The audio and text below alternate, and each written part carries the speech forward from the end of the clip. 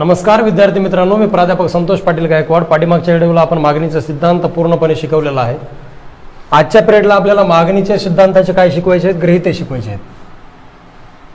मागणीच्या सिद्धांताचे गृहीते. तर लक्षात ठेवा, गृहीतालाच इतर परिस्थिती म्हणतात. लक्षात ठेवा, गृहीतालाच इतर परिस्थिती असं म्हटलं जातं. आपल्या सिद्धांताची सुरुवातच आहे इतर परिस्थिती स्थिर असताना. जेव्हा आपला सिद्धांत काल शिकवला ते लक्षात आहे, असा सिद्धांत होता मागणीचा सिद्धांत. इतर परिस्थिती स्थिर असताना जेव्हा वस्तूची किंमत काय होते? कमी होते, तेव्हा त्या वस्तूची मागणी काय होते? वाढते. या उलट जेव्हा वस्तूची किंमत वाढते तेव्हा त्या वस्तूची मागणी काय होते? कमी होते. यालाच मागणीचा सिद्धांत असे म्हणतात. ठीक आहे, असा सिद्धांत होता. किंमत कमी झाली की मागणी वाढणार आहे आणि किंमत वाढली की मागणी कमी होणार आहे, याला सिद्धांत म्हणतात. पण सिद्धांताच्या सुरुवातीला होतं बाबा इतर परिस्थिती कायम ठेवा. मग तुम्हालाही काल प्रश्न पडला होता ती इतर परिस्थिती कोणती? मग त्या इतर परिस्थितीलाच गृहीते म्हणतात. आणि ती गृहीते म्हणजे हे लक्षात ठेवा, म्हणजे पूर्ण 7 पॉईंटला आपण काय म्हणू शकता? इतर परिस्थिती म्हणू शकता. इतर परिस्थिती ह्या 7 मुद्द्याला आपण इतर परिस्थिती किंवा ह्यांनाच आपण गृहीते असं म्हणू शकता. ठीक आहे, माझं जास्त काही लक्षात ठेवायचं नाही. विश्लेषण फक्त एक आहे का जास्तीत जास्त फोकस बघा. आपला सिद्धांत सांगतो बाबा किंमत कमी झाली, हे लक्षात ठेवा. किंमत मागणी. आपला सिद्धांत सांगतो किंमत कमी झाली की मागणी काय झाली पाहिजे? वाढली पाहिजे. आणि किंमत काय झाली? वाढली की मागणी काय झाली पाहिजे? कमी. असा आपला कोण म्हणतो? सिद्धांत. पण आपला सिद्धांत कधी खरा ठरतो? तर लक्षात ठेवा की इतर परिस्थिती कशी असताना? स्थिर असताना. म्हणजे सगळे मुद्दे कसे असले पाहिजे? स्थिर असले पाहिजे. ह्यांच्यामध्ये कोणत्यामध्ये बी कशातही बदल झाला नाही पाहिजे.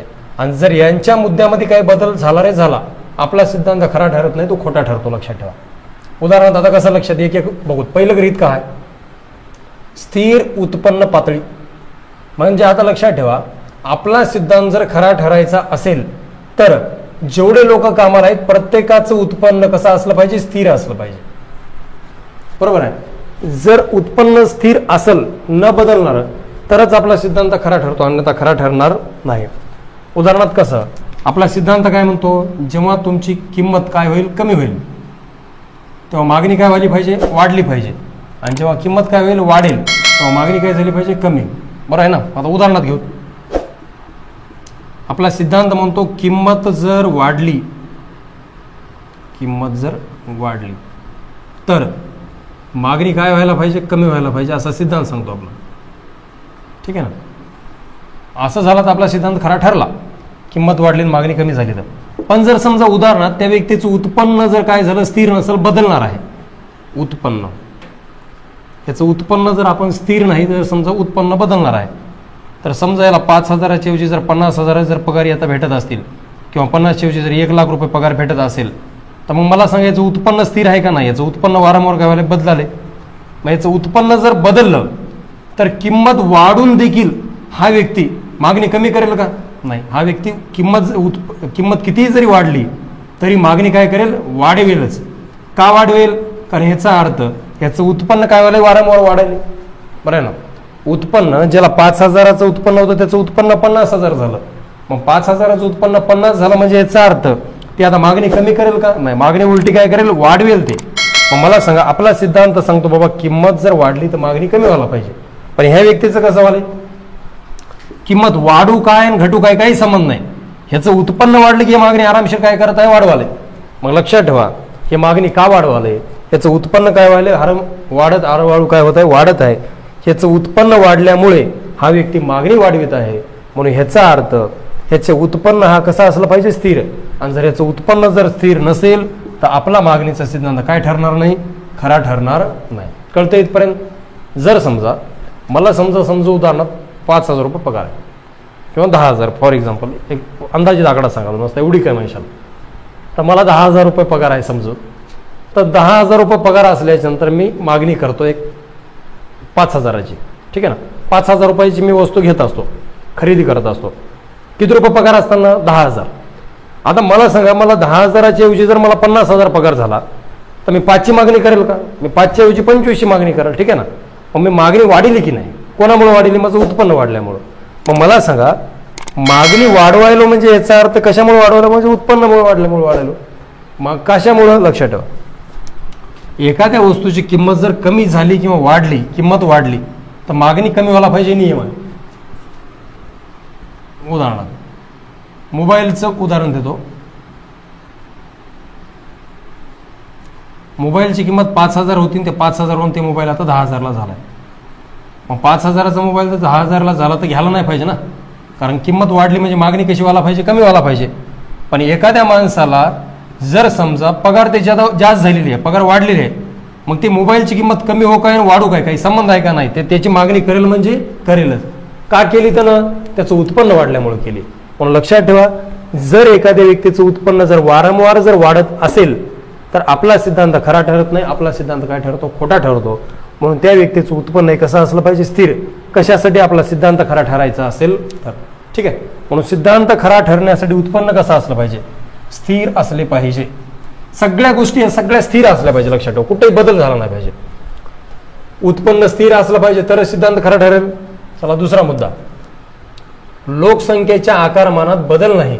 बदल झाला नाही पाहिजे म्हणजे याचा अर्थ लोकसंख्या बी कशी असली पाहिजे, स्थिर. हे लक्षात ठेवा. म्हणजे पहिलं उत्पन्न स्थिर असलं पाहिजे तरच सिद्धांत खरा ठरतो. दुसरं, लोकसंख्या देखील कशी असली पाहिजे, स्थिर, तरच आपला सिद्धांत खरा ठरू शकतो. झालं मग विश्लेषण. तसं नाही, आता शॉर्टकटला यायचं. आपला मागणीचा सिद्धांत खरा ठरायचा असेल तर लोकसंख्या ही स्थिर असली पाहिजे, आणि जर लोकसंख्या स्थिर नसेल तर मागणीचा सिद्धांत खरा ठरत नाही. म्हणून हे काय सांगता येते, गृहीत सांगता येते. संपलं. लोकसंख्या जर स्थिर असेल, वाढणारी बी नसेल आणि कमी होणारी बी नसेल, तरच आपला सिद्धांत काय ठरतो, खरा ठरतो. आणि जर लोकसंख्या जर बदलत असेल तर सिद्धांत खरा ठरत नाही. ठीक आहे ना. समजा लोकसंख्या 130 कोटी होती, 130 कोटीहून डायरेक्ट 150 कोटी झाली, तर 130 कोटीहून डायरेक्ट 150 कोटी झाली. मग आता मागणी काय वेळ वाढेल, किंमत कमी हो काय आणि वाढू काय, किंमत कमी झाली काय जास्त झाली काय, काही संबंध नाही. मागणी काय वेळ वाढेल, का, कारण लोकसंख्या वाढली. आणि जर समजा 130 कोटीहून डायरेक्ट 50 कोटीच लोकसंख्या राहिली, बाकी सगळे गेले, आता 50 कोटीच राहिली, तर मागणी सरळच कमी होईल. मग किंमत कमी हो का कमी हो जास्त हो का, काही संबंध नाही. मागणी काय होईल, सरळ कमी होईल. का, कारण लोकसंख्या कमी झाली. मग आपल्या किंमतीचा काही इफेक्ट पडला का, नाही. मग सिद्धांत कुठं खरा ठरवला का, नाही. म्हणून सिद्धांत खरा ठरण्यासाठी लोकसंख्या बी काय असली पाहिजे, स्थिर असली पाहिजे, बदलता कामा नाही. म्हणून पहिलं उत्पन्न स्थिर असलं पाहिजे, दुसरं लोकसंख्या बी स्थिर असली पाहिजे. दोन गोष्टी जर स्थिर असतील तरच सिद्धांत खरा ठरेल, अन्यथा सिद्धांत खरा ठरणार नाही. म्हणून शिकत असताना सांगितलं मी, इतर परिस्थिती स्थिर असताना, इतर परिस्थिती म्हणजे सगळ्या गोष्टी स्थिर असल्या पाहिजे तरच सिद्धांत खरा ठरेल, अन्यथा सिद्धांत खरा ठरणार नाही. जर ह्याच्यापैकी एकही गोष्ट जर अस्थिर असेल तर सिद्धांत आपला खोटा झाला. मग म्हणून इतर परिस्थिती म्हणजे काय, गृहीत. गृहीत म्हणजे सगळे गृहीत आहेत. उत्पन्न स्थिर असलं पाहिजे तर सिद्धांत खरा ठरतो, आणि जर उत्पन्नच वाढू लागलं, कमी होऊ लागलं, तर लोकांची मागणी बी कमी जास्त होऊ शकते. मग किमतीचा काही त्याच्यावर इफेक्ट पडत नाही. लोकसंख्याचं तसं आहे, लोकसंख्या जर स्थिर असेल तरच आपला सिद्धांत खरा ठरतो. नाही तर लोकसंख्या जर 130हून 150 व्हायली किंवा 80-50 कोटी जर व्हायली तर आपली मागणी बी काय होते, कमी जास्त होऊ शकते. मग किमतीचा काही इफेक्ट पडत नाही. किंमत वाढली काय घडली काय, मागणी आपली बदलत राहते. म्हणून लक्षात ठेवा, आपल्याला बाकी गोष्टीमुळे मागणी बदलायची नाही. आपल्याला फक्त आणि फक्त किमती बघा, किंमत जर कमी झाली तर मागणी वाढली पाहिजे, किंमत जर वाढली तर मागणी कमी झाली पाहिजे, असा सिद्धांत सांगतो. आणि जर किंमत सोडून बाकीचा जर काही इफेक्ट पडत असेल मागणीवर, तर मग अशाला आपण सिद्धांत खरा ठरला असं म्हणू शकत नाही. म्हणून इफेक्ट पडला पाहिजे किमतीचा, बाकी गोष्टीचा जर पडत असेल तर मग सिद्धांत खोटा झाला आणि बाकी गोष्टी खऱ्या झाल्या. ओके. म्हणून लक्षात ठेवा, तुमचा सिद्धांत खरा ठरायचा असेल तर तुम्हाला इतर परिस्थिती म्हणजे सगळे गृहीत कसे ठेवले पाहिजे, स्थिरच ठेवले पाहिजे. म्हणून चला, उत्पन्न स्थिर असलं पाहिजे तर सिद्धांत खरा ठरतो. दुसरं, लोकसंख्या स्थिर असली पाहिजे तर सिद्धांत खरा ठरतो. नंतर पर्यायी वस्तूची किंमत देखील कशी असली पाहिजे, स्थिर. आणि पर्यायीची असून चालत नाही, पूरक वस्तूची पण किंमत कशी असली पाहिजे, स्थिर असली पाहिजे. काल पर्यायी आणि पूरक एकमेक कोणत्या असतात सांगितलं. पर्यायी म्हणजे काय, एकमेकाला और असणार आहे. लक्स सामनाला संतूर साबण और, एअरटेल सिम कार्डला जिओ सिम कार्ड और, चहाला कॉफी और, साखरेला गुळ और. ठीक ना, हे सगळे कोण आहेत, पर्यायी वस्तू आहेत. ह्यांच्या देखील किमती कशा असल्या पाहिजे, स्थिर. ह्यांच्या जरी किमती जर बदलल्या तर आपला सिद्धांत काय ठरणार आहे, खोटा ठरणार आहे. म्हणून विश्लेषण द्यायचं, मागणीचा सिद्धांत खरा ठरण्यासाठी पर्यायी वस्तूच्या किमती स्थिर असल्या पाहिजे आणि जर ह्या बदलल्या तर मागणीचा सिद्धांत काय होऊ शकतो, खरा ठरू शकत नाही, खोटा ठरू शकतो. ठीक आहे. त्याच्यानंतर चौथं, पूरक वस्तूच्या देखील किमती कशा असल्या पाहिजे, स्थिर. पूरक म्हणजे काय, और नसलेल्या, त्या दोन्ही असायला लागतात. समजा कार आणि पेट्रोल, कार असून चालत नाही, पेट्रोल असावं लागतं, आणि पेट्रोल असून चालत नाही, कार बी असावं लागते. ठीक आहे ना. शाई आणि पेन, फक्त शाई असून चालते का, पेन बी पाहिजे, पेन असून चालते का नाही, शाई पाहिजे, दोन्ही पाहिजे. अशा वस्तूला म्हणायचं पूरक. मग ह्यांच्या देखील किमती कशा असल्या पाहिजे, स्थिर. कशासाठी, आपला सिद्धांत खरा ठरण्यासाठी. मग सांगायचं, मागणीचा सिद्धांत खरा ठरण्यासाठी पूरक वस्तूच्या देखील किमती स्थिर असल्या पाहिजे, पर्यायी वस्तूच्या देखील किमती स्थिर असल्या पाहिजे. यांच्या जर किमती बदलल्या तर मागणीचा सिद्धांत खरा ठरत नाही, खोटा ठरू शकतो. ठीक आहे. 1 2 3 4 पॉईंट ठरले का. चारही मुद्दे कसे असले पाहिजे, स्थिर. पहिलं, उत्पन्न स्थिर असलं पाहिजे. उत्पन्न बदललं की सिद्धांत बी खोटा. लोकसंख्या बी स्थिर असली पाहिजे, लोकसंख्याही बदल झाला की सिद्धांत खोटा. पर्यायी वस्तूच्या किमती बी कशा असल्या पाहिजे, स्थिर. पर्यायी वस्तूच्या किमती बदलल्या तर सिद्धांत खोटा. पूरक वस्तूच्या किमती देखील कशा असल्या पाहिजे, स्थिर. पूरक वस्तूच्या किमती जरी बदलल्या तर आपला सिद्धांत कळाला खोटा. म्हणून हे सगळे मुद्दे कसे असले पाहिजे लक्षात ठेवा, इतर परिस्थिती स्थिर असली पाहिजे. तर 4 मुद्दे तर स्थिर असावं लागतात बाबा सिद्धांत खरा ठरण्यासाठी. चला 5वं बघा, भविष्यात किंमत बदलण्याची अपेक्षा नाही. म्हणजे फ्युचरमध्ये किंवा भविष्यामध्ये एखादी किंमत काय होऊ नये, बदलू नाही म्हणे. बदलू नाही म्हणजे ती कशी राहावी, स्थिर. बदलू नाही म्हणजे स्थिर राहील. मग लक्षात ठेवा, भविष्यामध्ये एखाद्या वस्तूची किंमत कमी जास्त होणार आहे का, असं लोकांच्या डोक्यात काय होऊ नये, अपेक्षा येऊ नये, असं डोक्यात आलं नाही पाहिजे. आणि जर तसं आलं तर आपला सिद्धांत काय होऊ शकतो, खोटा ठरू शकतो, खरा ठरू शकत नाही. उदाहरणार्थ कसं, म्हणजे समजा आता एखाद्या वस्तूची किंमत 10 रुपये आहे आणि लोकांना वाटलं भविष्यात त्या वस्तूची किंमत 10 ऐवजी किती होणार आहे, 20. बरं आहे ना. मग लोक आताच मागणी जास्त करून घेतील ना. मागणी आताच कशी करतील, जास्त. आणि जर वाटलं ते 10 रुपयाची समजा 5 रुपयाला होणार आहे तर लोक आताच मागणी काय करतील, वाढीतील. ठीक आहे ना. म्हणजे किंमत कमी बी झाली नाही, जास्त बी झाली नाही, फक्त अंदाज वाटायलाय असं असं होणार आहे, असं असं होणार आहे, म्हणून आपली मागणी काय होईल, वाढली आहे किंवा घटाली आहे. किंमत अजून बदललीच नाही, फक्त लोकांच्या डोक्यात विचार आहे बदलणार आहे, तर ह्याच्यामुळे आपली मागणी काय होईल, बदलाली. ठीक आहे. मग खोटा सिद्धांत काय होऊ शकतो, खोटा ठरू शकतो. म्हणून लक्षात ठेवा, असं कोणालाही वाटू नये. असं कसं असलं पाहिजे, अपेक्षा लोकांच्या मनात येऊ नये. भविष्य काळात किंमत बदलण्याची काय नसू नये, अपेक्षा नसू नये. आणि जर तसं जर असेल तर लोकांची मागणी वाढेल किंवा घटेल आताच होईल. मग ते मला सांगा, आता सध्या 10 रुपये किंमत आहे, 20 अजून झाली नाही, पण लोकांना वाटायला 20 होईल असं वाटायला म्हणूनच त्यानं मागणी वाढली. मग आता मला सांगा, मागणी कधी वाढली पाहिजे, किंमत कमी झाल्यावर वाढली पाहिजे ना. पण किंमत कमीच झाली नाही तरी मागणी वाढली, मग सिद्धांत खोटा ठरला. आपला सिद्धांत काय झाला, खोटा ठरला. आपला सिद्धांत काय सांगतो, बाबा किंमत जर कमी झाली तरच मागणी काय होईल, वाढेल. ठीक आहे. मग आता किंमत किती आहे, 10. मग ती 10हून जर 5 झाली तर मागणी वाढवा, काही हरकत नाही, सिद्धांत खरा ठरतो. पण 10ची आहे आणि मागणी किंमत कमी झाली ना, 5 बी झाली नाही ना, 20 बी झाली नाही, फक्त लोकांच्या डोक्यात अशी अंदाजित अपेक्षा आली, बाबा 10ची किंमत 20 होणार आहे असं त्या अंदाजित वाटलं. मग त्याने मागणी काय करतील, वाढीतील. बरं आहे ना. मग मला सांगा, किंमत कमी झाली का, नाही ना, जास्त झाली का, नाही, तरी लोकांनी मागणी वाढली का, फक्त त्याला अंदाजित वाटलं म्हणून. म्हणजे सिद्धांत खोटा ठरला की नाही. म्हणून लक्षात ठेवा, सिद्धांत खरा जर ठरायचा असेल तर तुमच्या भविष्यात किमती ज्या वाढणार आहेत किंवा गायब होणार आहेत असं कोणाला वाटू नये. सगळं कसं असलं पाहिजे, स्थिर असलं पाहिजे. ठीक आहे. म्हणजे अपेक्षा डोक्यात येऊ नये. म्हणून उत्पन्न स्थिर असलं पाहिजे पहिलं, लोकसंख्या स्थिर असली पाहिजे दुसरं, पर्यायी वस्तूच्या किमती स्थिर असल्या पाहिजे तिसरं, पूरक वस्तूच्या किमती स्थिर असल्या पाहिजे चौथं, आणि भविष्यामध्ये किंमत बदलण्याची डोक्यात कोणाची अपेक्षा येऊ नये. ती काय असलं पाहिजे, स्थिर असलं पाहिजे. भविष्यात किमती वाढाल्यात किंवा घटाल्यात असं कोणाच्या डोक्यात येऊ नये. आणि तसं जर आलं तर सिद्धांत आपला खरा ठरू शकत नाही, खोटा ठरू शकतो. ठीक आहे. त्याच्यानंतर आवडीनिवडी, सवयीच्या, फॅशनच्या किंवा प्राधान्य असलेल्या वस्तूमध्ये देखील काही बदल होऊ नये. ठीक आहे ना. ते देखील कसं असलं पाहिजे, स्थिर असलं पाहिजे. बदल होत नाही म्हणजे स्थिर असावं. ठीक आहे ना. ज्या लोकांच्या आवडीच्या वस्तू आहेत, फॅशनच्या वस्तू आहेत, अशा कशा असल्या पाहिजे, स्थिर असल्या पाहिजे. त्याच्यात बी काय होऊ नये, बदल होऊ नये. ठीक आहे ना. म्हणजे एखादी वेळेस उदाहरण समजा, एखाद्याला मी काल सांगितलं उदाहरणार्थ, आवडीच्या वस्तू ते चॉकलेट म्हणलं होतं, आहे की नाही. आवडीच्या वस्तू चॉकलेट म्हणलं होतं, सवयीच्या वस्तू म्हणलं होतं मी चहा, फॅशनच्या वस्तू म्हणलं होतं चष्मा घालणे. ठीक आहे ना. ह्या त्याच्या आवडीच्या सवयीच्या ते वस्तू आहेत. आता या माणसाची आवडच बदलली, आवडच बदलून गेली, त्याला चॉकलेट पहिलं खाऊ वाटत होतं, आता त्याची आवड बदलली, त्याला आता चॉकलेट खाऊच वाटणं गेले, मग मागणी आपली काय होईल? कमी होईल. आपला सिद्धांत सांगतो मागणी कमी कधी झाली पाहिजे? किंमत जर वाढली तर, किंमत वाढली तरच मागणी काय झाली पाहिजे? कमी. पण किंमत वाढलीच नाही, चॉकलेट जेवढ्याच आहे तेवढ्यालाच आहे, पण या लोकांची काय झाली? आवडच बदलली, मग आता मागणी कमी होईल की नाही? कमी होईल.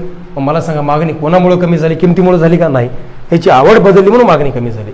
मग मला सांगा सिद्धांत खोटा ठरला की नाही? ठरला. सिद्धांत कधी खरा ठरतो? जर किमतीमुळे जर मागणी कमी जास्त होत असेल तरच सिद्धांत खरा.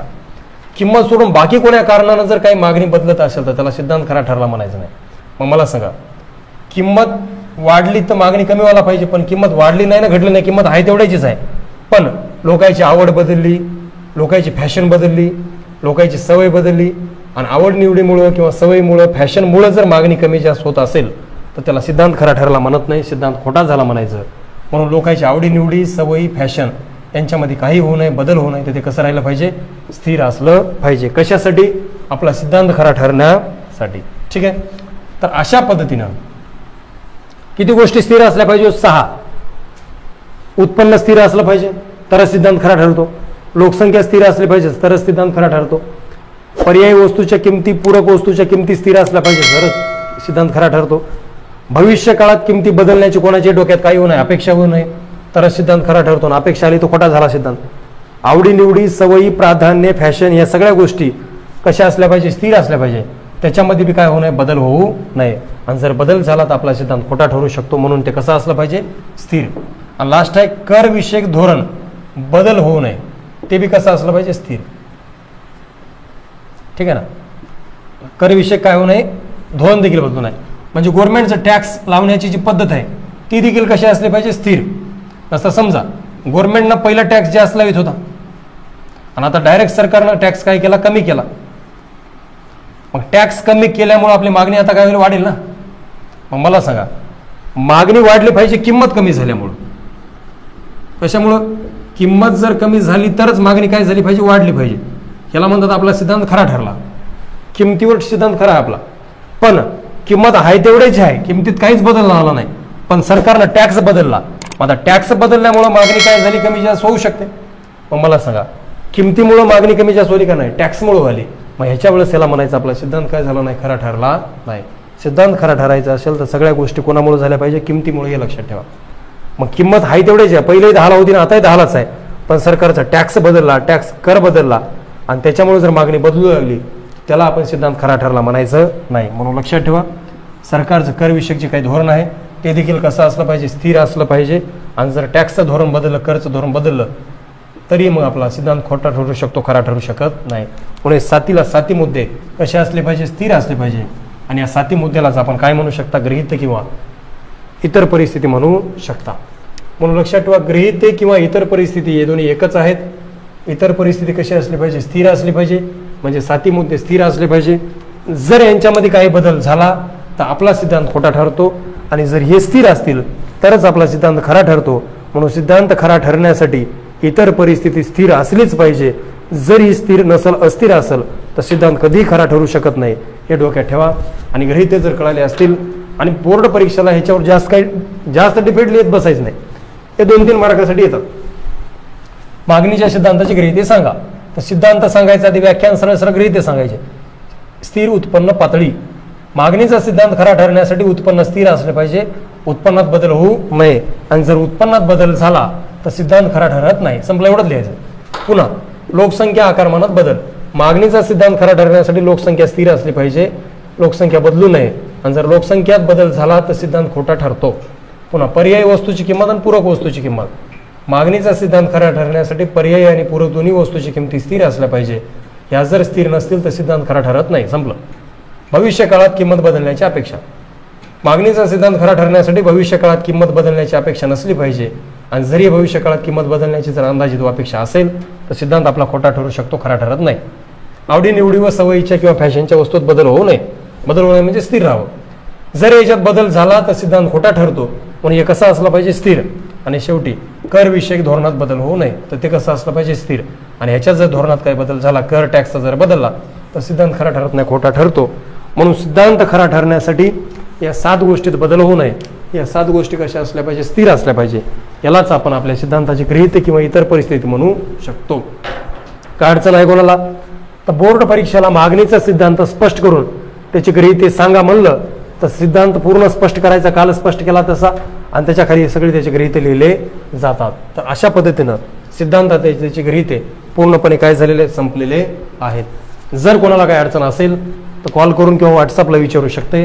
हे लिहून मला विश्लेषणासहित पाठवू शकता. धन्यवाद.